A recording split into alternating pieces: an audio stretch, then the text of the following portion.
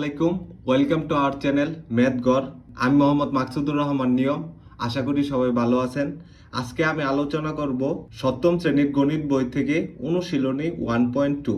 প্রথমে আমরা দশমিক ভগ্নাংশের বর্গমূল নির্ণয় শিখি। এখানে আমার একটি সংখ্যা দেয়া আছে 26.5225। এখন আমার প্রথমে কাজ কি হবে, ডান দিক থেকে আমরা পেয়ার করব। যদি আমার এখানে একক কোনো সংখ্যা থাকতো সেই ক্ষেত্রে আমরা শূন্য বসিয়ে সেটাকে পেয়ার করে নিতাম। তারপর আমরা এ পাশে একটা দাগ দিব, দাগ দিয়ে এখন আমরা এটার ছোট বা সমান একটি সংখ্যা নেওয়ার চেষ্টা করব যেটাকে সহজেই বর্গমূল করা যায়। যে যদি আমরা এখানে 2 নেই 4, যদি 8 নেই 16 ছোট হয়ে যায়, যদি 5 নেই তাহলে 25, তাহলে আমরা এখানে যদি 5 নেই তাহলে 25 পাচ্ছি। এখানে থাকছে 1। এখন এই পাশে একটা দাগ দিব। এখন কাজটা হবে এটার আমার ডাবল এখানে বসাতে হবে, তাহলে 5 দুগুণে 10। এখন এই দশমিকটা এখানে চলে যাবে, পরবর্তী পেয়ারটা এখানে নিচে নেমে যাবে, তাহলে হলো আমার সংখ্যাটি 152। তাহলে আমার এখানে এমন একটি সংখ্যা এখানে আর এখানে বসাতে হবে। এখানে যে সংখ্যাটি বসাবো এখানে ওই সংখ্যাটি বসিয়ে ওইটা দ্বারা গুণ করব। যদি আমরা এখানে 1 বসাই তাহলে আমরা কি পাচ্ছি, এখানে 1 বসাতে হবে, তাহলে পাচ্ছি 101। যদি 2 বসাই তাহলে এখানে যদি 2 বসাই তাহলে পাবো আমরা এখানেও 2 বসাতে হবে, তাহলে আমরা বেশি হয়ে যাচ্ছে, 200-র উপরে যাচ্ছে।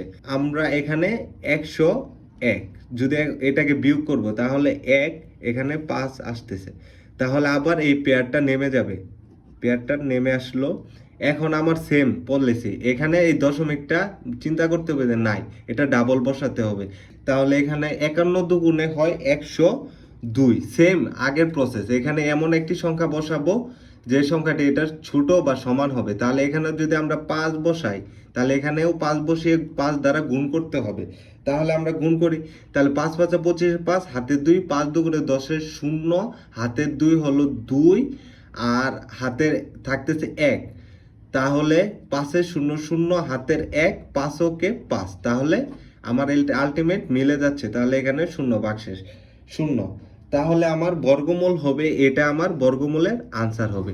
যদি আমার এখানে আরো বলতো যে আসন্ন মান নির্ণয় করতো 3 দশমিক পর্যন্ত বা 4 দশমিক পর্যন্ত মান নির্ণয় করো, সেক্ষেত্রে আমার এখানে 0 বসিয়ে জাস্ট আমরা এখানে 0 বসাবো, পেয়ারটা নামাবো, নামিয়ে আমরা ওইভাবে জাস্ট আবার আগের প্রসেসে আমরা কাজ করব এবং যে আনসারটা পাবো ওই 3 দশমিক পর্যন্ত বা এখানে আরেকটি সংখ্যা হবে। এখন আমরা নেক্সট আরেকটি টপিক বুঝি, ভগ্নাংশের বর্গমূল নির্ণয়। তাহলে ভগ্নাংশের বর্গমূল নির্ণয় করতে হলে প্রথমে আমার এই সমস্তটা ভেঙে নিতে হবে। সমস্তটা ভাঙলে 16 × 52 গুণ করলে হয় 832, 832 আর 9 যোগ করলে হয় 841 ডিভাইডেড বাই 16। তাহলে প্রথমে আমরা সেপারেট ভাবে 841-এ যদি আমরা বর্গমূল নির্ণয় করি, আমি এখানে এটার কিভাবে নির্ণয় করব সেটা বুঝাবো না, কারণ আমার আগের ভিডিওতে আমার এটা কিভাবে করা হয়েছে সেটা ডিসক্রিপশন বক্সে লিংক দেওয়া আছে, সেখান থেকে দেখে নেবেন। আমরা তাহলে যদি এটাকে 29 × 29 করি তাহলে পাচ্ছি আমার 841, তাহলে আমার এটার বর্গমূল হচ্ছে আমার 29। তাহলে বর্গমূল এর ক্ষেত্রে রুট ওভার ইউজ করবো। আর 16-র বর্গমূল হচ্ছে আমার 4 4 16, তাহলে 4, তাহলে আমার 52 সমস্ত 9/16 এর বর্গমূল হচ্ছে 29 ডিভাইডেড বাই 4, এটা আমার আনসার। এখন আমরা মূলদ আর অমূলদ সংখ্যার সম্পর্কে জেনে নিই। প্রথমে জেনে মূলদ সংখ্যা। আমার 1 2 3 4 হলো আমার স্বাভাবিক সংখ্যা। তাহলে আমরা যদি এটি ভগ্নাংশ আকারে লিখি 1 ডিভাইডেড বাই 1 তাহলে পাচ্ছি 1, আবার 2 এর ক্ষেত্রে 2 ডিভাইডেড বাই 1 পাচ্ছি হলো আমি 2 পাচ্ছি। আবার যদি 3 এর ক্ষেত্রে যদি করি 3 × 2 ডিভাইডেড বাই 2 পাচ্ছি আমি 6/2।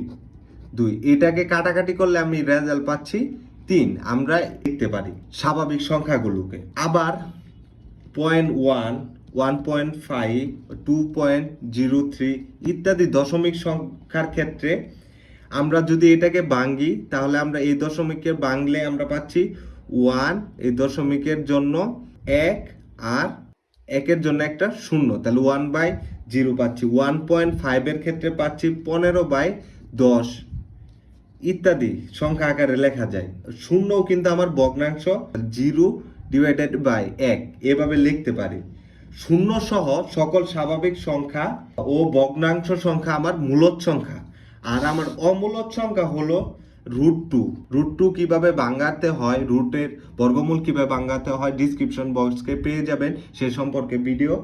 √2 1.41414213 এরকম অনেক সংখ্যা। √3 এর ক্ষেত্রেও সেম, √5 এর ক্ষেত্রেও আমার সেম।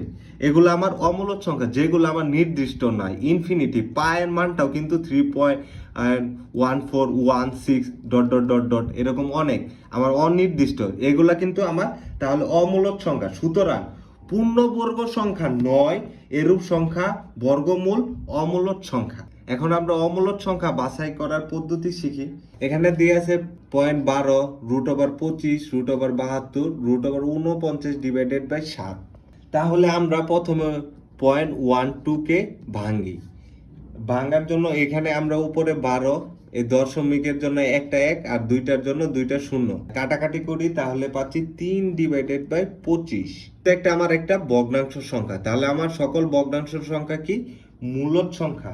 এখন আমার √25 এর ক্ষেত্রে এটা কিন্তু আমরা 5 × 5 করলে পাচ্ছি 25, মানে √5²। তাহলে এটা পাচ্ছি আমার 5। তাহলে এটাও আমার একটা স্বাভাবিক সংখ্যা। তাহলে সকল স্বাভাবিক সংখ্যা কি আমার মূলদ সংখ্যা, এটাও তাহলে আমার মূলদ। তাহলে আমার এখন 72, √72, এটাকে আমরা লিখতে পারি 2 × 36, 36 দুগুণে 72। তাহলে আমরা 2 × 6² লিখতে পারি, 6 6 36, তাহলে 6√2। তাহলে এটা কিন্তু ভগ্নাংশ আকারে লিখতে পারছি না, এটা কি তাহলে আমার অমূলদ সংখ্যা, অমূলদ। আর এখন আসি √49/7। 49কে ভাঙি 7 7 49/7, তাহলে আমরা লিখতে পাচ্ছি 7/7। এটা কাটাকাটি করলে আমার থাকছে 1, যা একটি স্বাভাবিক সংখ্যা। এটা তাহলে আমার মূলদ সংখ্যা। তাহলে আমার এখানে আনসার হবে 72 আমার অমূলদ সংখ্যা। তাহলে এভাবে নির্ণয় করব। ভালো থাকবেন, আর যদি কোনো প্রবলেম সলভ করতে হয় অবশ্যই জানাবেন, আর লাইক কমেন্ট শেয়ার করবেন অবশ্যই। আর আমার ভিডিও ভালো লাগলে নিজের ভোট নিজে দেওয়ার চেষ্টা করুন। ধন্যবাদ। আসসালামু আলাইকুম।